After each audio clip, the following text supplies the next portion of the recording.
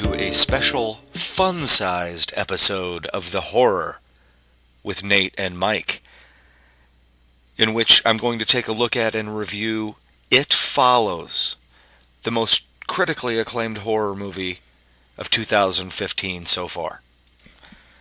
My name is Nate Hensley. You can find me at NateFlix on Twitter, on Facebook, on SoundCloud. I think I have a Pinterest. Normally, I'm joined on The Horror by my co-host, Mike. Mike couldn't be here tonight to review It Follows. I want to say it was ABC Family is hosting a special showing of Hocus Pocus. They're reuniting the original cast. And this is a really great special horror movie and everything, but Mike, I mean, what can you say? The man loves his Bette Midler. So he won't be joining me tonight. But that's okay. I've got plenty to say on It Follows, all on my own. This is a quiet, low-budget, but very professional horror movie from a director named David Robert Mitchell, who also wrote, and this is his first foray into horror. It's quite a successful one. Now, what I love in particular about indie horror movies, above any other horror movie or any other kind of movie, is they need to scare you with their ideas.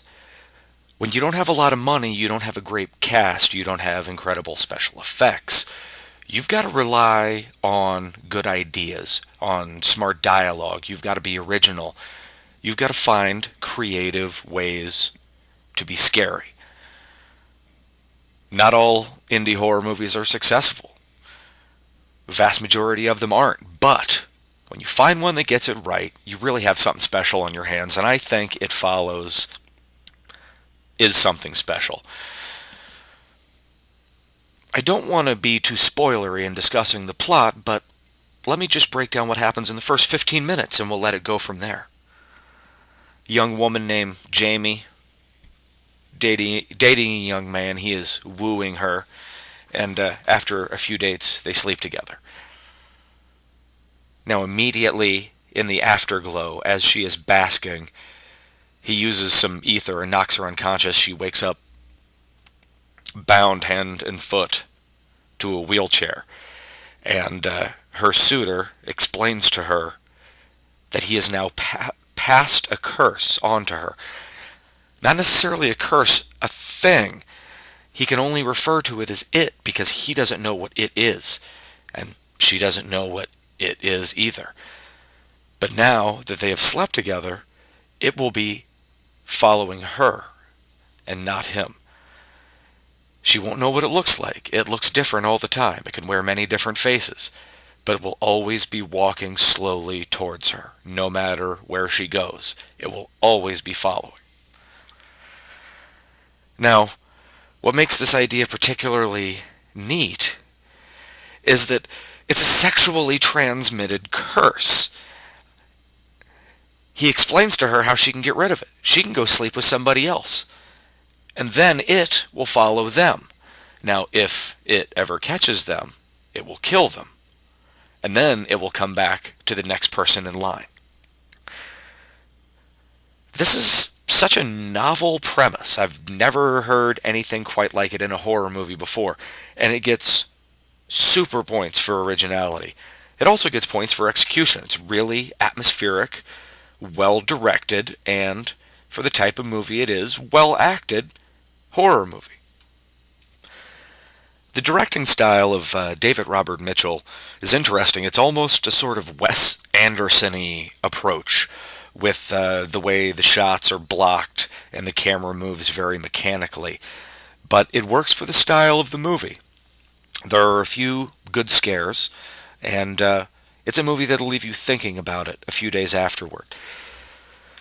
All that said, it's not a perfect movie. There are a few negatives. And unfortunately, most of the problems I had with the movie came at the writing or story level. The movie is made for less than $2 million. If it has some production value problems, you sort of overlook them. This movie really didn't have very many production value problems. It was creepy throughout. But it's one of those movies where you keep telling the screen what the character should be doing, and they don't do it. Instead of the movie seems to be smart, it's original. The characters don't seem to be that smart, and I was actually confused at a couple of key points as to what the characters had decided. The movie didn't do a good job of showing me. And listen, I'll be the first to admit when I'm confused. It doesn't happen a lot. I'm a pretty sharp guy. So if a movie plot point confuses me, it's because they're not doing it clearly. And this happened a couple of times. It got in the way. Overall, though, scary movie, and it's got an old school 80s synthesizer score, which is bananas. The exact same kind of score that I hated in Drive a few years ago. It's absolutely perfect in this movie. If you have a chance to go see It Follows in the theater, you should, because you should support good quality independent horror.